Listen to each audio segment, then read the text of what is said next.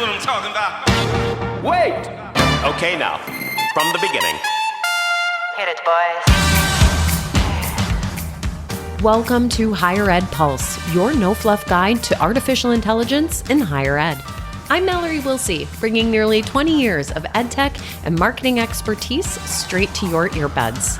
Higher ed leaders are expected to master AI overnight, but let's be real, no one has time to sift through every headline, hot take, or research report. That's why every Monday, I'll break down what actually matters. Fast, clear, and to the point. Want to sound like the smartest person in the room at your next team meeting? You're in the right place. Let's dive in. Welcome back to Higher Ed Pulse. We are live at AMA, and I am with Harrison Soup Campbell, the new VP of Campus Partnership at Ardeo. It is so good to see you. For the record, this is not your usual conference, Soup, so what are you most looking forward to getting out of AMA? Mallory, it is so good to see you, and I'm super excited to be here at AMA. And yes, you're right. Like, I typically come more from that enrollment world, so NACAC is typically the big Super Bowl for me. But these marketing people, they're my people too. So I'm super excited to be here, and I'm so excited. I am attending just as a regular attendee for this conference. I am not here working. There's no booth. There's no exhibiting. So I would say I am most excited about actually being able to attend some sessions. I think, when you work events like this, you're kind of working nonstop, and I get to just be a participant at AMA this year, and I'm super excited to check out sessions and just be able to see everybody and hang out and spend time with folks. It is such a luxury to get to come to these professional development opportunities and actually learn, right? I feel the same way this year. My days are like double booked with sessions I want to go to because the program is really so strong. And I'm a little biased. I'm on the program committee, but I think we really put something special together this year. So yes, so like I said, it's so just a blessing to be able to sit next to you and have this opportunity today. When you let me know you were coming to AMA, I was like, all right, got to book this guy on the pod.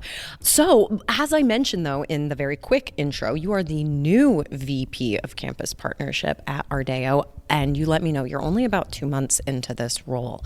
And I'd really love to just pick your brain on that, because I think a lot of listeners are, as we close out this year, thinking about maybe what's next, right? And you're at Zimi for 7 years. That's a long time. Most folks aren't staying in roles for that long. So I have to imagine that maybe that in some ways made the transition easier, maybe some ways made the transition harder. Let's just start there. Yeah, I would say it's one of those things that's been very bittersweet.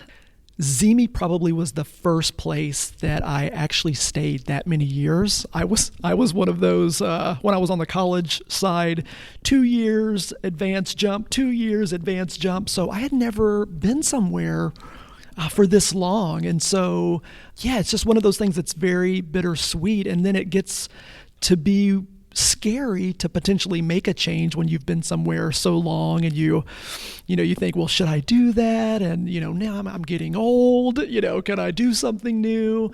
But yeah, I just think, for me, I was looking for a new challenge, thinking about a new kind of career opportunity and kind of switching things up, and yeah, it's been great. I'm almost 2 months in now at Ardeo, and I've shared this with a lot of people, but one of the things that really attracted me to Ardeo is it is just so mission focused. And I've been doing research for several years now with Raquel Bermejo, who was with RNL, and we've been just focusing on, students as they transition from high school to college, and we've been trying to learn more about their emotions as they go through that process. And overwhelmingly, that top fear and concern has always been like the cost of college, anxiety around having to take out student loans, and Ardeo is just a company that really is addressing that and trying to solve that. And my youngest son's a sophomore at Indiana University, so his mom and dad, we both are like literally living this right now, and just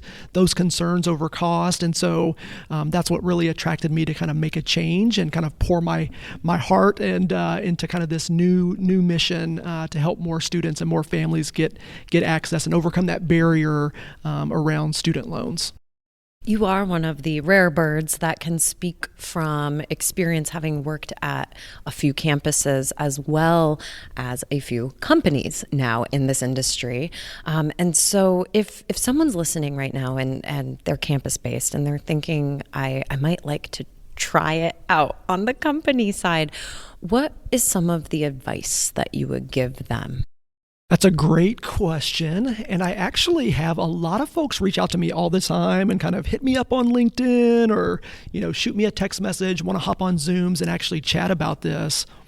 And one of the things I would say to all my friends on the college and university side right now, I know sometimes, the grass can look greener on the other side. And, you see a lot of companies in our space. And of course, Zemi is one of those that you just look at a company like that and, oh my gosh, they just have fun every single day. It would be a dream to work there. And that is true. It is a wonderful place to work. And there's lots of companies like that over on this side of higher ed. But it doesn't mean that there isn't stress on this side as well. And things that you have to navigate. And so, I would always tell anyone that's thinking about maybe making that transition is, one, don't be afraid to really explore.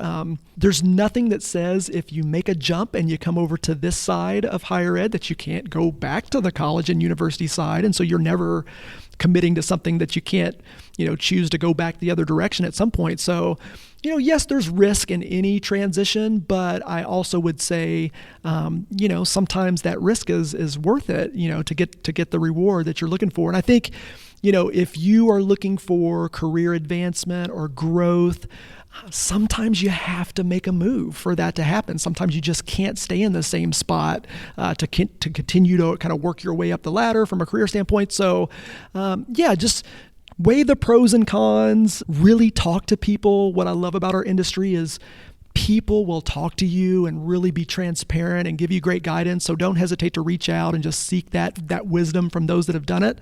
But yeah, I'm so blessed and thankful of where I am today. And I wouldn't be here today if it wasn't for, Adam Metcalf at Zemi, who hit me up on LinkedIn one day and just said, Soup, have you ever thought, would you ever consider coming over to the dark side? And back then I was like, I don't think so. No, I love working at colleges and universities, but I took a chance, and that was scary to take that chance all those years ago, but I'm so glad I did, and it's got me to where I am today. So yes, if you're out there and you're thinking about it, reach out to your friends and colleagues, get good advice, never be afraid to take a risk.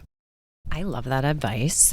I want to ask you this because you talk to so many people. There's no one better networked than you. Leaders on campuses right now, what are the things that you're hearing that they are most concerned about? Because I actually just walked out of the senior leadership experience here at AMA and got an earful, right? The room was talking about a lot of really big challenges, and I'll share what some of those were in a minute, but I'm really curious to hear what you're hearing on the streets when you're talking to maybe your former Zemi clients or your new campus partners at Ardeo. Yeah, I just think for all of our friends on the college and university side, there's just so much pressure, and costs aren't going down. The cost of higher ed kind of continues to go up. And I think whenever I talk to folks, I really stress that if we all can't get unified on this aspect of kind of lifting up the value of higher ed, we can get so siloed, whether we work on the college or university side, just our own issues with our own institution and the things that we're facing.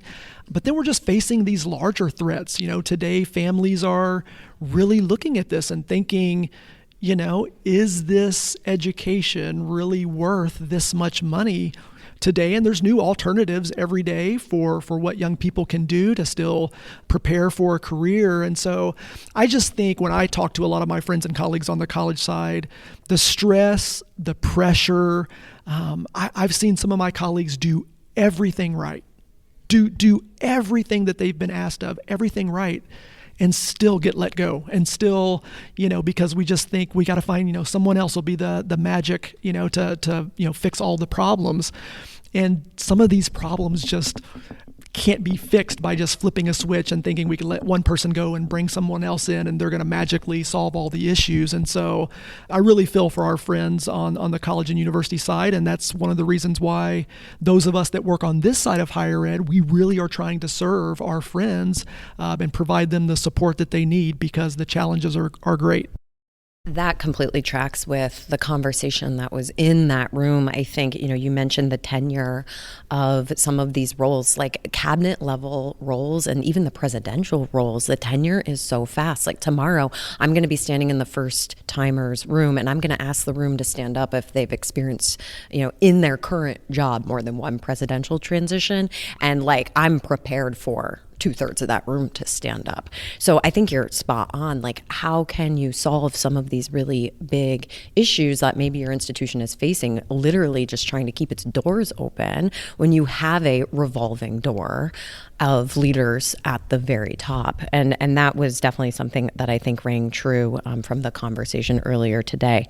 I think connected to that is the fact that, whether it's a CMO or the folks that you're probably interfacing with more, the heads of enrollment management, all of their roles have gotten so much larger.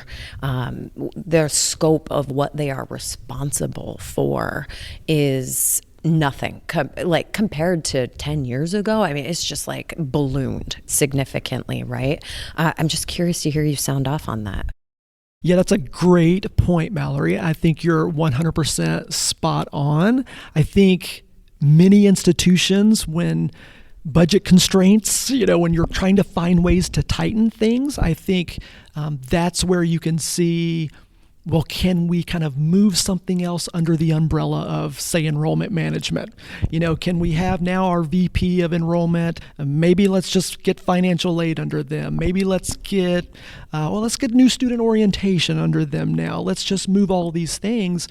And it's an effort to try to cut costs, maybe bringing more things under that one leader. But wow, I can't imagine the pressure of having all of those things on your plate, and there's just not enough time. There's not enough hours in the day I think, to do that effectively, just kind of one person. Because here's the thing, I think when that happens, oftentimes they're not given additional staff. They're not given additional resources, and so there's just more piled on. The expectations are still high, but not being given what they need, equipping them with what they need to really be successful. And again, people ask me sometimes, Soup, would you ever go back to the college side and step into one of those roles? And I'm like, I don't think so. Like, I never say never, but I just can't imagine having to navigate that today. And it's maybe 8 years ago when I was a dean of admissions, and it is just completely different today than it was. I don't even know if I would recognize it going back to that side today. And so, yeah, it's just really tough. And I think we need to show as much support for our friends that are in those roles right now, because one of the things that's just crushing me is we're losing our good people. And higher ed right now cannot afford to lose any more of our talent. We need to keep our people in this industry, or I don't know where we're headed if we lose these amazing people that we have right now. And so that's really one of my biggest concerns.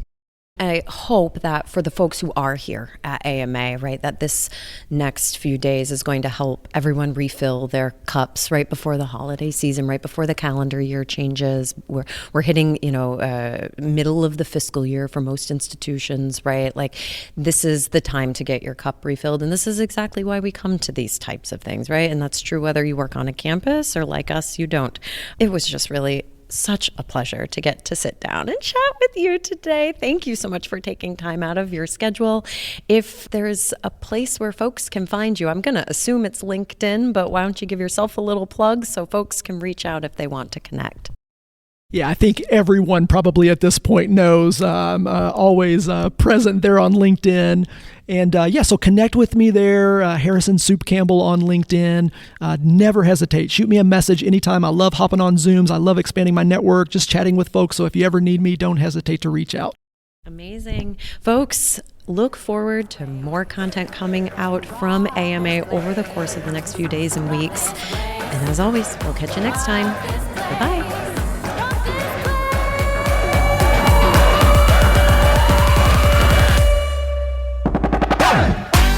Thanks for listening to the Higher Ed Pulse. The show is a proud member of the Enrollify Network, home to Higher Ed's largest collection of podcasts.